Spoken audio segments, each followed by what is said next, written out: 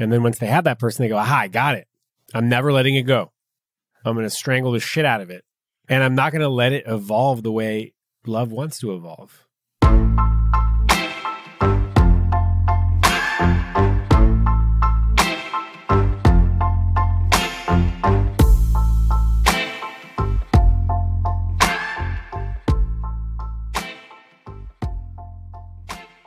Hey, Lovebirds. Can you let go of control? Can you let love do what it needs to do without controlling the outcome? And can you let go of trying to control the outcome of your relationship? Can you stay present for what is beautiful in your life without fearing that it will end? Can you do that? It's some of the hardest work that you'll ever have to do. Letting go of control. Love does not want to be controlled. Controlling love will extinguish love. So how do we do that? Let's find out. My name is Sean Galanos, and this is The Love Drive.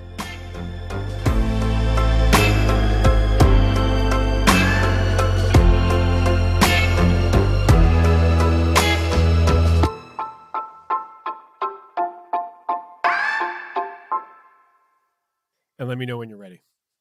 I am ready. Okay, how can I help?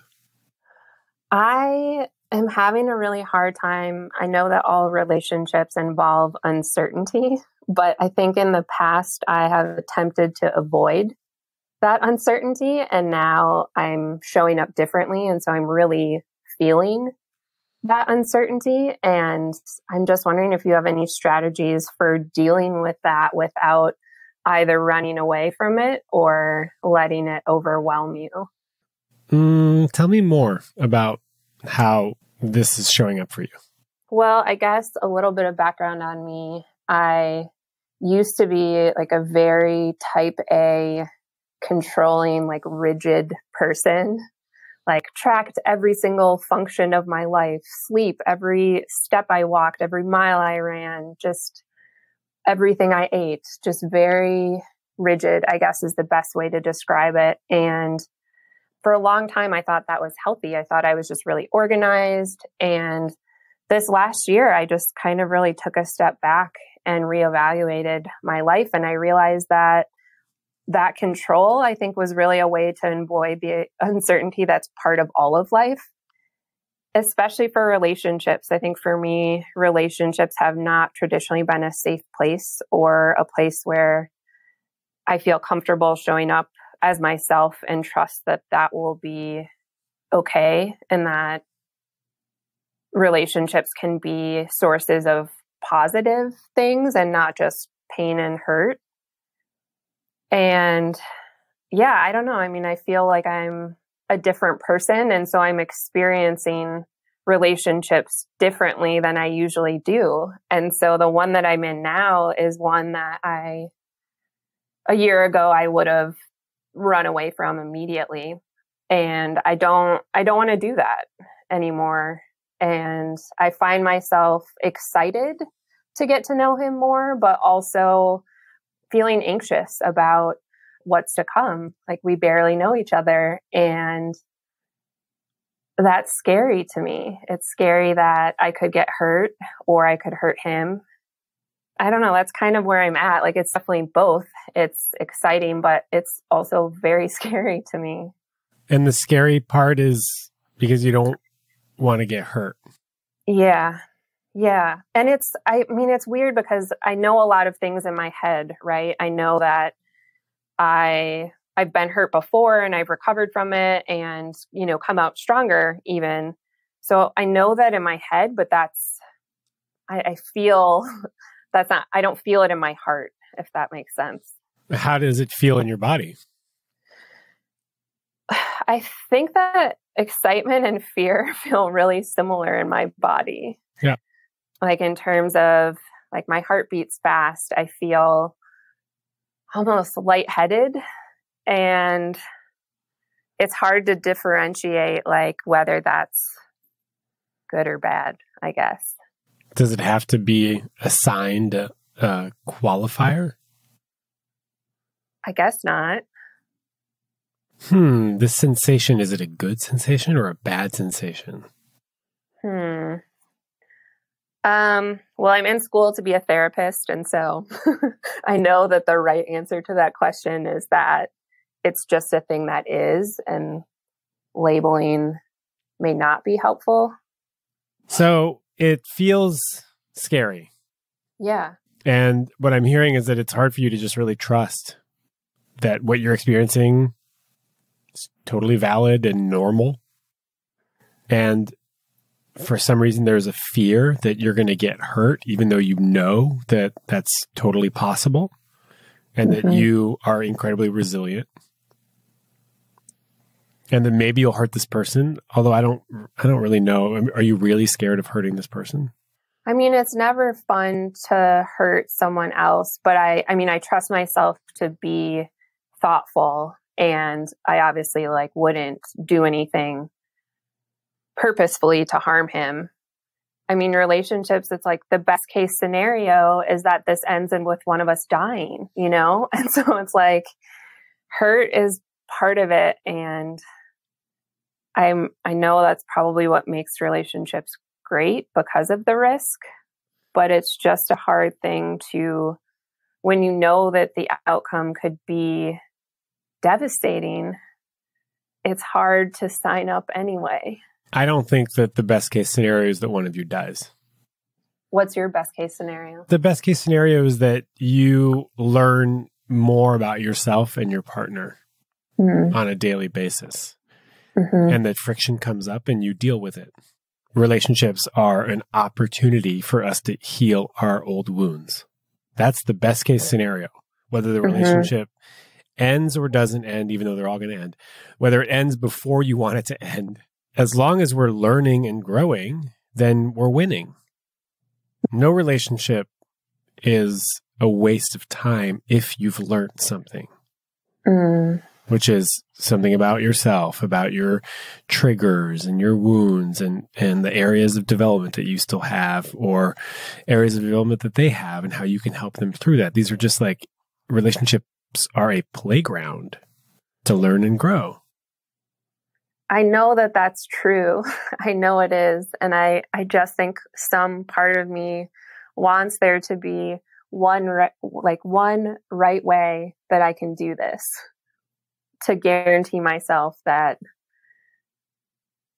I won't be hurt or that I will have a positive outcome. I went through a really bad breakup. Gosh, it was a long time ago now, about 10 years ago. But we were engaged and he cheated on me 3 months before our wedding.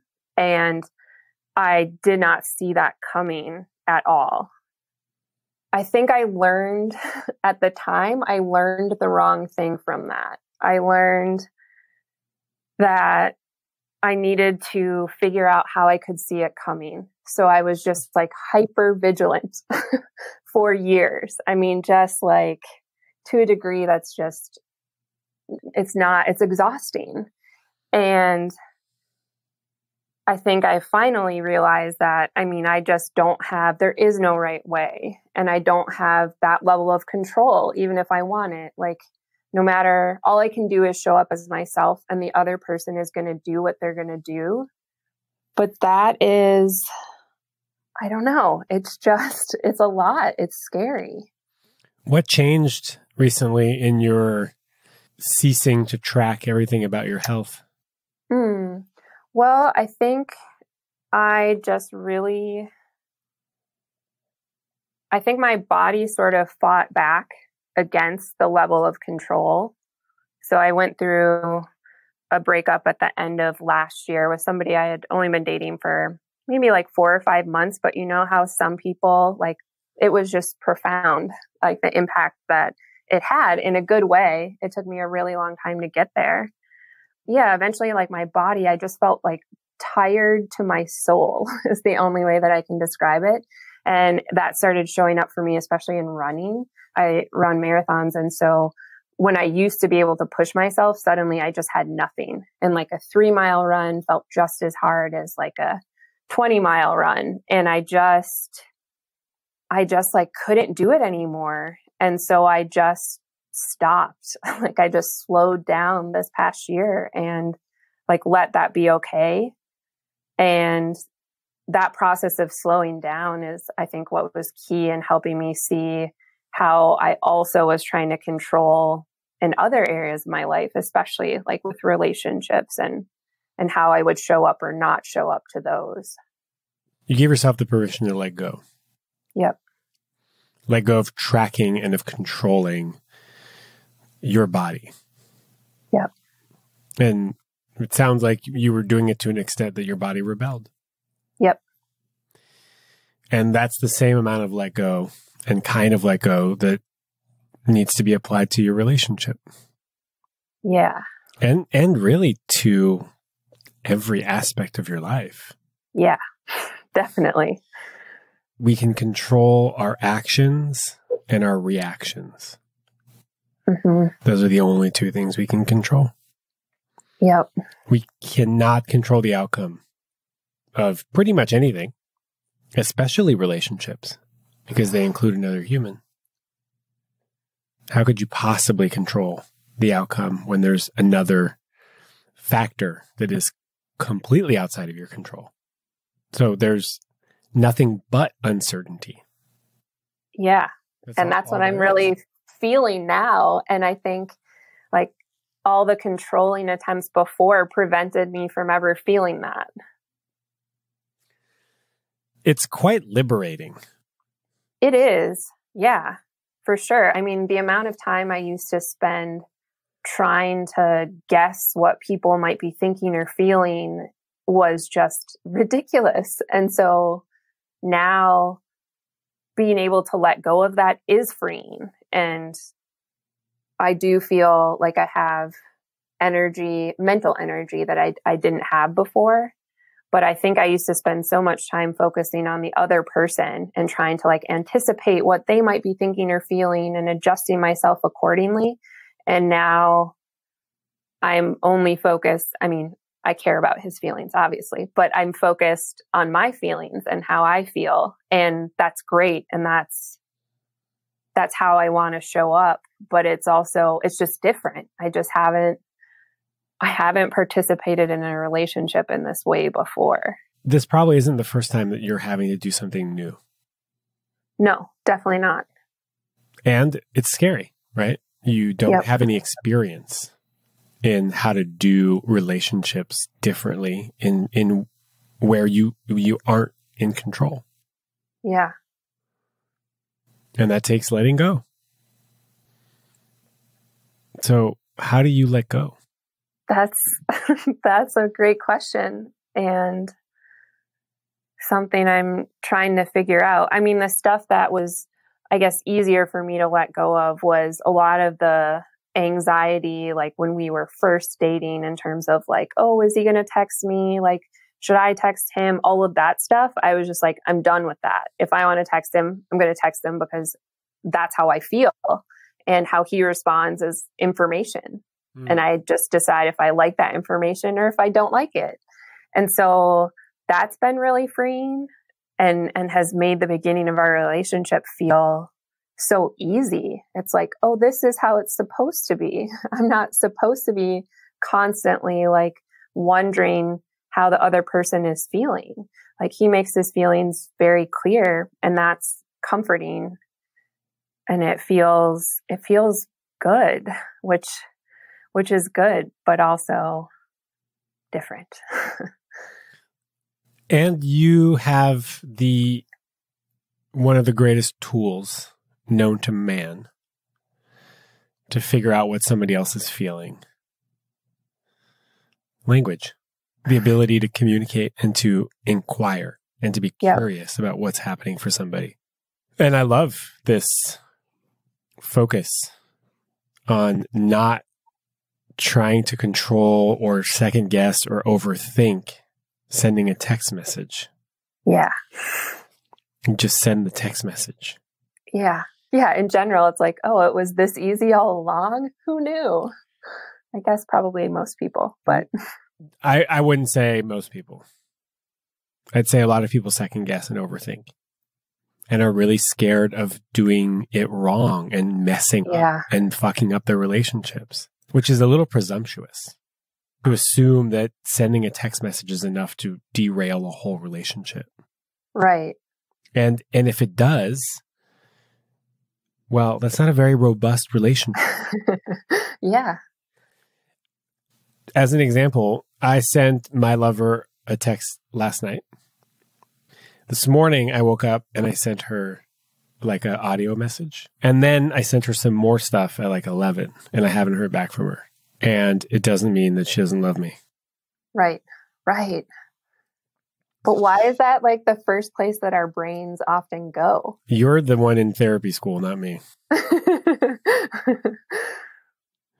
Because it's familiar and comforting, like having an explanation, even if it's a hurtful one, on some level that's comforting because it's familiar. And I think that a lot of us have anxious attachment styles. Yeah, I definitely do. So why did you even ask me if you knew the answer? Because I know my answer, but I'm curious about, your perspective. And you talk to a lot of people, especially about this subject. Because we want certainty. We want to know that the person loves us. Yeah. And we don't trust in love. Yeah. We have to be constantly reminded that the person is there. And that's exhausting for the other person. Yeah. And it's exhausting for our mind. Yep. To always be needing validation instead of trusting what you know is true. Yeah. Right? Which is that this person shows up for you. Yep. And they love you. And they're there and they communicate. And yet, we want to know that it's forever. What if it's not? Like, what's so bad about that? Mm-hmm. What is so bad about having to start over, or having to do it differently, or having to spend some time alone, or having to grieve a relationship? What is so bad about that? I mean, it hurts. It's like, I don't know. I don't know what's so scary to me about being hurt. I don't know. Maybe nothing. Yeah. I wonder if this example works, but I used to smoke. I used to smoke a lot, and the idea of quitting smoking was terrifying. Terrifying. Just couldn't stop because I was so scared of what it would feel like. And then I stopped, and it wasn't nearly as bad as the way I did it, the way I thought it was going to feel. I made it so much worse in my head than it actually felt in my body. Heartbreak sucks, but it makes you feel, which is great for a lot of people who aren't used to feeling. Yeah. And it's often not as bad as we think it's going to be. And it's actually not that bad if you truly love yourself and know that you're worthy of love, and know that somebody leaving you or a relationship ending doesn't mean that you're a bad person. Yeah. Or that you're not worthy of love. It just means that for whatever reason, that relationship has run its course.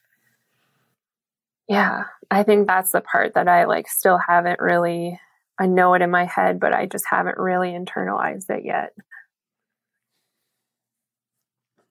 People want to just find someone to be with and then to check that box. Yeah. I've got my person. Yep. I've got my person. I'll be good. I've got someone who's going to validate me, who's going to tell me that they love me, who's going to show up for me, who's going to answer text messages in the right amount of time, in the appropriate way. And I don't have to go through this again. And a lot of people had, they didn't have great upbringings. So they didn't get the kind of love that they wish they'd had. And so they look for it in another person. For sure. And then once they have that person, they go, aha, I got it. I'm never letting it go. Yeah. I'm going to strangle the shit out of it. Yeah. And I'm not going to let it evolve the way love wants to evolve, which is not in a prescribed way. Yeah. It's the most complex thing there is. Yeah. We try to explain it and understand it and show people how to do it and sell programs on it. And we really want to control love. Yeah. And love is uncontrollable because it involves multiple people. And I feel like we don't talk enough about how even when it's good, it can be uncomfortable. Like that can be uncomfortable, especially if that's like not something that you're used to. I think, yeah, I had my parents, I mean, I love them. My dad passed away a few years ago. And they definitely did the best that they could. But there are some things about my childhood that, like everyone, I think were not ideal. And I think I grew up thinking it was bad to need anyone ever, that I needed to be a completely self-contained vessel, that, you know, if I were to rely on anyone else, that meant that I was failing as a human. And it took me a really long time to realize that actually, like, that's the most human thing is to need other people and to want other people in your life and to want love. And so I'm working on like accepting that that's okay, but also the flip side, which you mentioned before, which is that that's also my responsibility to do and to give some of that love to myself, which is a process. I would even argue most of that love needs to go to yourself. Yeah. The more we give to ourselves, the more we can give to others. Yeah. And the less affected we are when that love is suddenly no longer available from another person. Yeah. Right.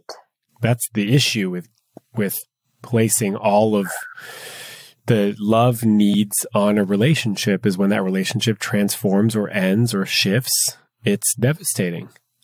Yeah. Yeah, it is.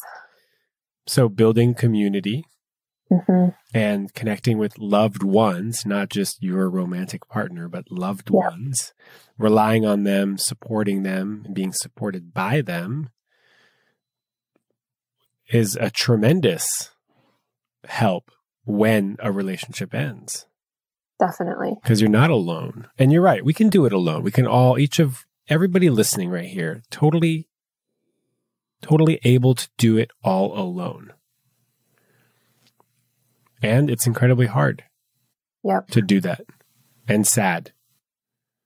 Yeah, it's lonely. It's lonely and it's not necessary because we are social animals and we thrive in community. Yeah.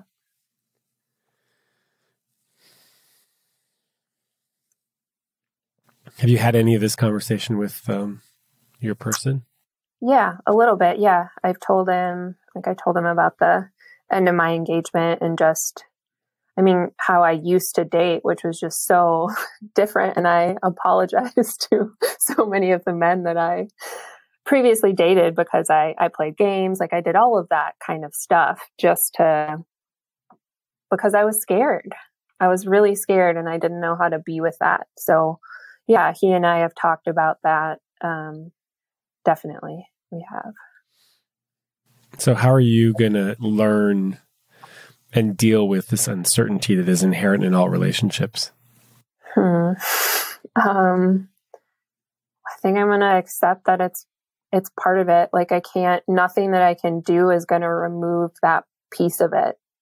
There is no right way. There's no checklist that I can follow that's going to give me a guaranteed outcome or if you do this, this is what's going to happen. And yeah, just try to accept that scares me. Like that terrifies me. And to feel that instead of trying to cover it up. And to explore what is so terrifying about not knowing the outcome. Yeah. What's so scary about that? I mean, I think there's still some part of me that just believes I'm like bad or wrong in this way when it comes to connecting with other people. No one got any education in how to do relationship. Nobody. Yeah. Nobody. And our role models, you know, bless them, did the best they could. And their role models did the best they could. And it was even worse for them. So we're all just kind of figuring it out on our own. We're sort of bumbling through relationships, hoping not to cause damage. Yep. And now you are in a place where you have a lot more awareness about what it means to be in a relationship. And you're able to show up in ways that you haven't been able to show up in the past. And we have this phenomenal ability to repair. There's rupture and there's repair. We can do that. So we don't have to be scared about fucking it up beyond repair.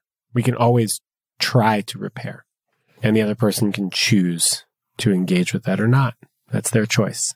We let people do what they want to do, even if we think they're wrong sometimes. Yep.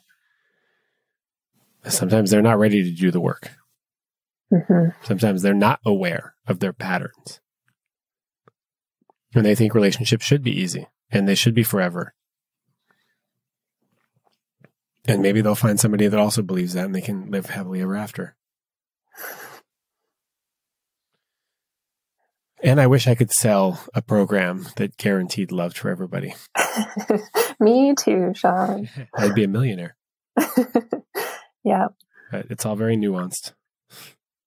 I can sell you on reading Susan Piver's book, The Four Noble Truths of Love, where she talks about the Four Noble Truths as they're explained in Buddhism, but with this emphasis on love. And how the idea that all relationships are unstable. Yep. The cause of our suffering is avoiding suffering. Yep. Which is awesome. I love that. Yeah. All relationships are unstable, and to meet that instability together is love. That is love. Meeting the instability of relationships together is love. Meeting the uncertainty. That's love. So find somebody that you can meet the uncertainty with. And it sounds like you probably have that person right now, at least for now. Yeah. Yeah, it feels like it. Great. Have them listen to this episode. I will. What did you learn? I mean, I think it felt really good to have somebody else confirm that I'm not doing it wrong. Like this is how it is for everyone. And it's not supposed to be easy, but that also doesn't mean I shouldn't do it.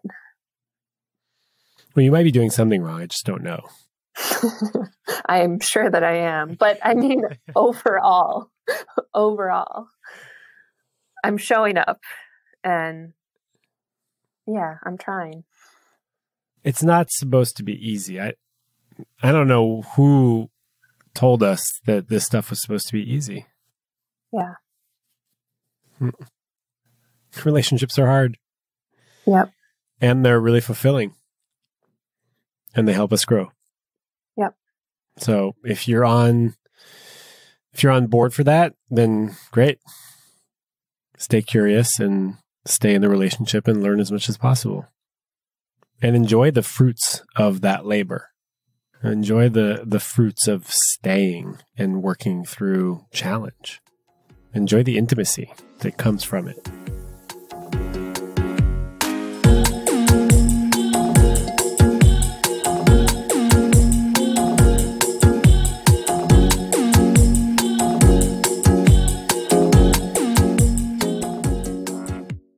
Hey folks, thank you for spending this time with me today. Speaking of programs, this week is the last week to sign up for the Intro to Modern Dating workshop, which starts on January 9th. And let's be honest, there is nothing more uncertain than early stage dating. This workshop will give you tools on how to communicate boundaries, how to talk about sexual health and history, how to ask people out in public in a non-creepy way, how to slide into somebody's DMs with grace, and more. It starts on January 9th, and I hope to see you there. Go to thelovedrive.com/modern dating if you are interested in joining us. And for everybody else, have a beautiful week.